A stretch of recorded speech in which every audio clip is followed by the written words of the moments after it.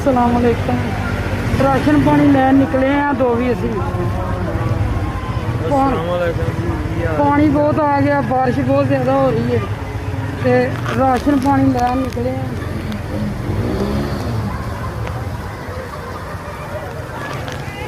बच्चे छोटे छोटे ने, मैं क्या राशन रूशन लिया के रख लीए। अगर तो साढ़े मकान ठीक रहे तो अल्लाह पाक सानू हिफाजत च रख लवे, तो फिर देखो जी की बनता है। अल्लाह रहम करे, खैर करे। तो हुण असीं राशन पानी बच्चों वास्ते सुक्के दुध डब्बे लिया के रखन लगे हैं। बहुत पानी का ना लौर डुब्बिया पिया लौर।